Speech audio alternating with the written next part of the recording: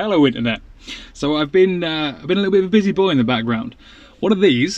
So this is the switch that lives inside your ignition barrel. So basically your key goes into the ignition, it works on a cam, so as you turn the key actually goes in, which pushes a little spline into this, which tells the relay to activate, right? Now you may remember I've always had to start this using a jumper wire from the battery to the starter motor. However, I've just replaced this, which while it was a bust of a job, we now have this.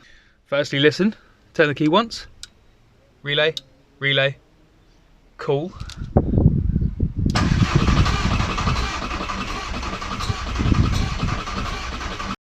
At this point the ECU isn't actually plugged in, however it's literally just started to rain, so I'm going to quickly plug that in, cover it up and wait for this to blow over, then we'll crank it properly. So Lorraine has passed?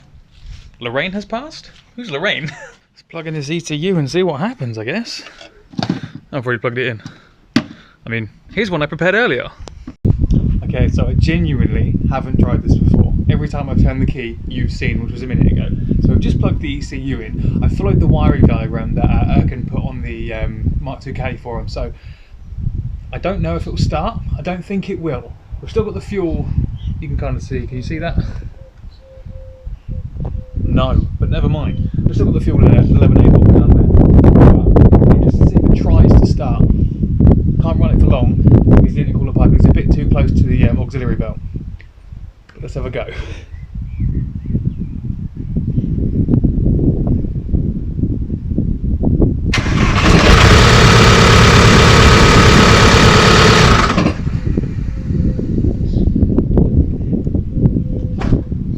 I'm calling that a success.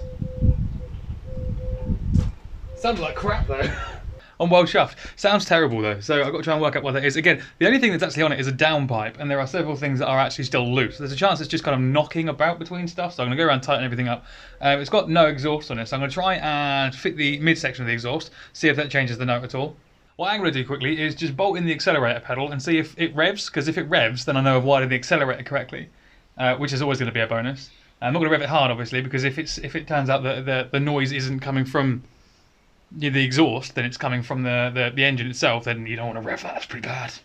Like I say, at this point, because it's gone from a cable accelerator to an electronic accelerator, this is another thing that may well have gone wrong, but we won't know until I bolt it on and try and rev the thing. Now I don't know how this thing's supposed to sound without an exhaust. You might be sitting at home right now going, not like that. And you're probably right, but I know the main thing, the cam belt, has been done by an actual mechanic who has knowledge of mechanicisms. So chances are it's not going to be a timing issue. I would have hoped. Before we go any further with this video, I just want to quickly ask, if you're watching this, could you do me a favour and just sort of, I hate asking, because I know that everyone on YouTube does this, can you like and subscribe and comment and all that stuff? The reason I'm asking is because obviously I put a lot of effort into these videos, and YouTube will only promote videos that gets a good amount of likes and comments and things like that. So if you could, just take a second to drop a comment just saying what your favourite biscuit is or something like that. Click the like button, and yeah, if you're subscribed, then cool. Thank you very much for watching. Let's get back on. So this is accelerator plugged in on my wiring, take one. And because of how it sounds at the moment, just in case, I'm only going to do it for a few seconds, see if it revs and turn it off again. Hopefully nothing bad happens.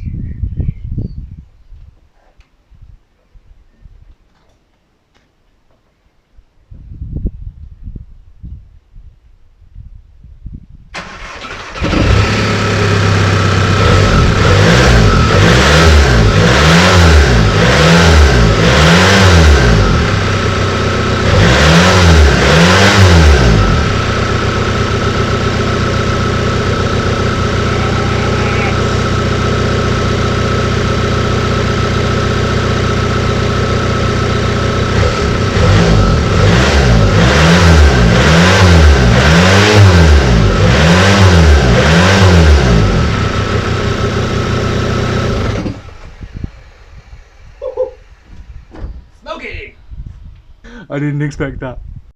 Now, given how absolutely everything else on this van has gone, Do you honestly think the exhaust is going to be compatible with this one? Because I don't. But let's have a look. So you can kind of see, here is the end of the downpipe. We don't currently have any mounts for that. As such, this is kind of just rattling round on it. That's going to make quite a noise. Now this is the silencer portion that you can't see here. Not entirely sure how well it's going to fit. Oh, this is jolly awkward. Good fun. Where am I going to have to cut? Because I am going to have to cut it a little bit.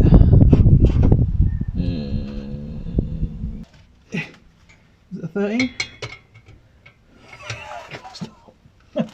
Why would it be? Fucking hell. Right, I bought 15, 16 and 17. That's got to be one of them. Feels like it. Unfortunately, owing to the unpredictable nature of, England, the weather has turned to shit. So I can't do anything for a few days. So what I'm going to do, I'm going to end this video here because it's nice and quick and hopefully most people will have watched to at least the point where the engine was making the god-awful noise.